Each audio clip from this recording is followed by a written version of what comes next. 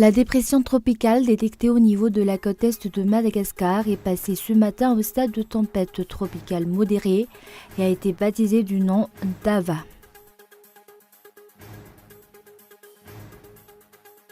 Le coût de fabrication de passeports est passé de 110 000 à 190 000 ariars. À ce jour, aucune explication n'a encore été apportée sur cette hausse. Trump menace de couper l'aide financière aux Palestiniens en représailles visiblement au vote de l'Assemblée générale de l'ONU le mois dernier.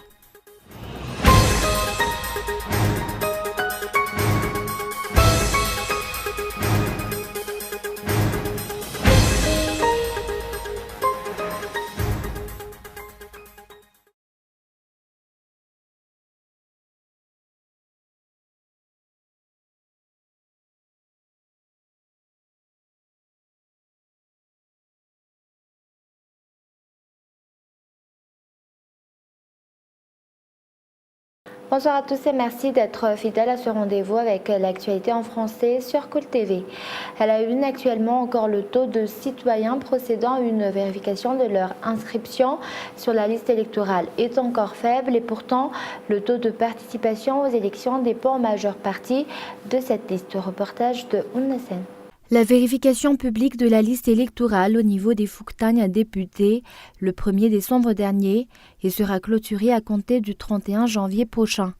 À ce jour, le nombre de personnes qui procèdent à la vérification de leur inscription sur la liste électorale est encore faible d'après les résultats des enquêtes réalisées.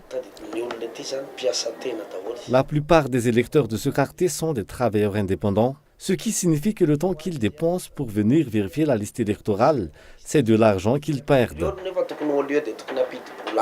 Le rythme d'un quotidien déjà difficile, l'insuffisance d'une campagne d'information, ce sont en général les raisons qui expliquent le faible taux de citoyens qui effectuent une vérification de cette liste électorale.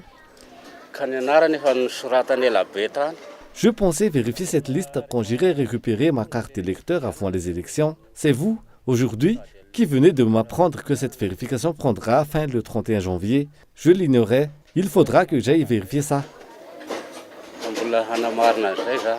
Le rythme d'un quotidien déjà difficile, l'insuffisance d'une campagne d'information, ce sont en général les raisons qui expliquent le faible taux de citoyens qui effectuent une vérification de cette liste électorale.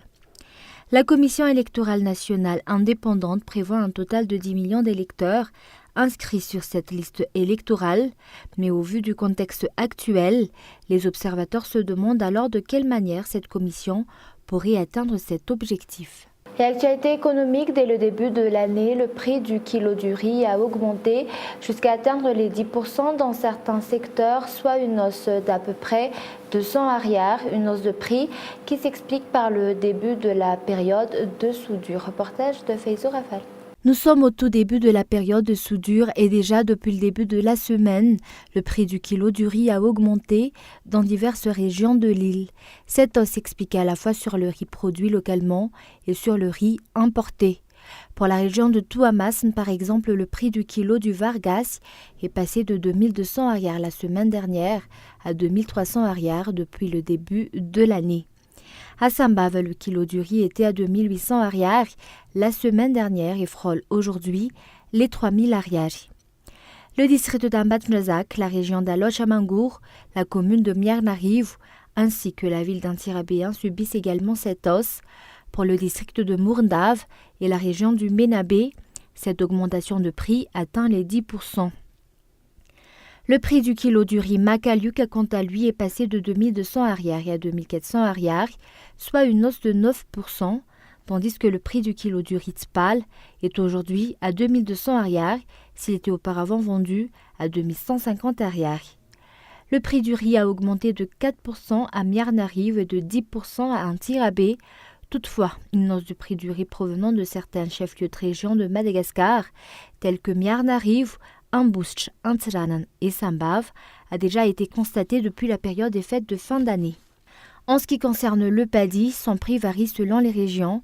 Si à Mahab, région du Ménabé, le kilo est à 700 ariars. À Betaf, région du Vaknakarach, il est à 1350 ariars. Et à Miarnariv, à 1350 ariary.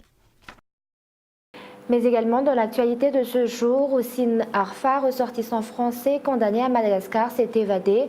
Le 28 décembre dernier, a réussi à entrer en France. Condamné à 3 ans de prison depuis juin 2017, ce détenu, âgé de 54 ans, a déclaré avoir profité d'une visite à l'hôpital à Antananarivo pour s'échapper. Reportage. Le ressortissant français Houssine Arfa, condamné à 3 ans de prison pour détention illégale d'armes à feu et de munitions, tentative de kidnapping, association de malfaiteurs et usurpation de fonctions, a été incarcéré à la prison de Tiafa depuis juin 2017. Il s'est échappé le 28 décembre dernier en profitant d'une visite à l'hôpital à Antananarivo et a réussi à passer les frontières de la France lundi dernier. Une évasion qualifiée de rocambolesque car le détenu aurait quitté la grande île en pirogue. Hier, alors que l'autorité locale a lancé un avis de recherche à l'encontre de Houssine Arfa et de son épouse, également recherchés pour complicité d'évasion, le détenu, lui, s'entretenait avec des journalistes d'un quotidien français pour confirmer son retour sur le territoire français. De nombreuses questions restent encore sans réponse quant aux véritables raisons qui ont amené à la condamnation de ce ressortissant étranger qui travaillait en 2015 comme conseiller chargé de la sécurité du président malgache Radonarmampian. D'après le fugitif, il s'agirait d'une mascarade destinée à le faire taire. Cette évasion soulève alors de nombreuses interrogations. D'une part, qu'est-ce secret les dirigeants tentent-ils d'enterrer dans cette affaire? Et d'autre part, qui sont les complices de cette évasion? Les observateurs se demandent également si la protection du chef d'État derrière une baie vitrée par balle lors de la parade militaire le 26 juin dernier aurait un quelconque lien avec l'affaire Houssine. Les journalistes de Cool TV FM ont tenté de demander des explications au niveau du ministère de la Santé concernant l'autorisation qui aurait permis à ce détenu de se faire soigner en dehors des murs de la prison, mais en vain. Ils ont également tenté d'obtenir des informations supplémentaires auprès des responsables du tribunal concernant une possibilité de complicité du personnel de l'hôpital, mais apparemment, les responsables au sein de cette entité sont encore dans leur période de congé annuel. Quant aux responsables au niveau de la police nationale, ils ont déclaré être encore en plein milieu de leur enquête, mais ont promis de donner des nouvelles sur cette affaire au plus tôt. Les circonstances de cette affaire rappellent vaguement celles de l'affaire Claudine Razay Mahmoud lors de son soi-disant transfert à l'île Maurice au cours du mois d'avril dernier, une affaire qui reste encore à ce jour sans suite. Et comme nous l'avons annoncé dans les titres, le coût de fabrication de passeports est passé de 110 000 à 190 000 ariary. Le montant réclamé par l'État pour la fabrication de cette pièce d'identité n'a cessé d'augmenter et à ce jour, aucune explication n'a encore été apportée sur cette hausse. Reportage de Muramaj. Si avec l'arrivée de cette nouvelle année, les Malagasy s'attendaient à une hausse du taux d'inflation, une hausse du prix du carburant ainsi que du tarif de l'électricité, le coût de fabrication du passeport a également augmenté. Si auparavant il fallait payer 110 000 ariary pour avoir son passeport, aujourd'hui il faut disposer de 190 000 ariary. Les responsables au niveau du ministère public n'ont pas pu apporter d'explications sur cette situation au cours de la conférence de presse organisée ce jour. Ce fait n'est pas compris dans nos éléments de réponse. Toutefois, les responsables vont consacrer un moment plus tard pour fournir des explications à ce sujet. Quand donc les responsables concernés prévoient-ils de fournir ces explications? En tout cas, ce que les observateurs ont pu constater au cours du mandat du président Radonarmampian, c'est que le taux d'inflation n'a cessé d'augmenter. D'autre part, les sommes réclamées par l'État au niveau des diverses démarches administratives effectuées par les citoyens ont également augmenté, et ce, sans explication. Et pourtant, la population malagasse a le droit de connaître les raisons de telles hausses et l'usage fait de cet argent. Les cas de corruption dans le domaine de la fabrication de passeports ne sont pas des faits nouveaux. Le fait que le Congo ait obtenu le marché de fabrication de ce document en est un exemple concret. Le moment auquel l'État a lancé un appel d'offres sur ce marché reste indéterminé, et sur les $165 payés pour la fabrication de chaque passeport, $65 sont versés directement dans les caisses de l'État congolais. Et avant de passer aux actualités internationales, la dépression tropicale détectée au niveau de la côte est de Madagascar est passée ce matin au stade de tempête tropicale modérée et a été baptisée du nom d'Ava. Elle a été localisée à 230 km à l'est d'Antala à 9 h locale. Et selon les précisions, Ava touchera terre au nord de Tuamas dans la matinée du 5 janvier. Les districts d'Antala et Manchsar, les régions Analandrouf, Atsnan et à Locha-Mangour sont de ce fait désormais en alerte jaune, ce qui signifie une menace dans 48 heures, tandis que Diana, Bealalan, Befanjina Nord, Samba, Vavoemar, Andap et Vatva Vidvnan sont mis en alerte verte. Et place maintenant aux actualités internationales. Donald Trump menace de couper l'aide financière aux Palestiniens en représailles visiblement au vote de l'Assemblée générale de l'ONU le mois dernier. Reportage de France 24. Trump veut-il couper les aides des États-Unis aux Palestiniens? C'est en tout cas ce que le président américain a laissé entendre sur Twitter. En cause, selon lui, le manque de volonté supposée des Palestiniens de faire avancer le processus de paix. Nous payons les Palestiniens des centaines de millions de dollars par an, sans reconnaissance ou respect. Une déclaration choc du président américain qui fait suite à un vote de l'Assemblée générale des Nations unies. Le mois dernier, l'ONU a condamné la reconnaissance par Washington de Jérusalem comme capitale d'Israël. Cette décision unilatérale des États-Unis a provoqué la colère des Palestiniens et mis à mal un processus de paix au point mort. Pourtant, les États-Unis en sont persuadés. Les Palestiniens doivent faire preuve de plus de bonne volonté.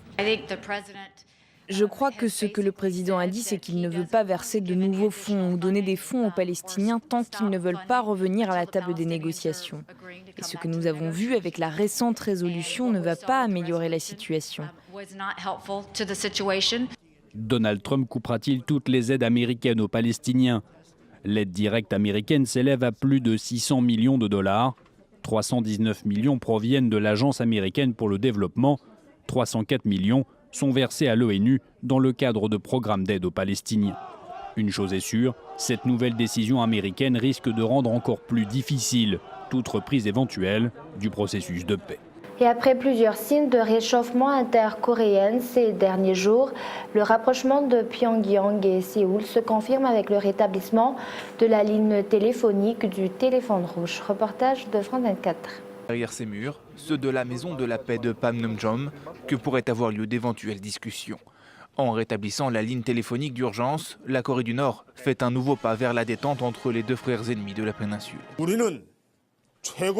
Conformément à la décision de notre dirigeant, nous allons établir un contact rapproché avec la Corée du Sud de manière sincère et fidèle. Nous discuterons des problèmes liés à l'envoi d'une délégation aux Jeux Olympiques. Depuis 2013, les relations entre les deux pays étaient coupées. Les émissaires de Pyongyang et Séoul pourraient ainsi se retrouver dès le 9 janvier, comme l'a proposé le nouveau président sud-coréen Moon Jae-in, partisan de longue date d'un dialogue avec le Nord. Le gouvernement salue la réponse de la Corée du Nord à notre proposition de rouvrir le canal de communication de Panmunjom.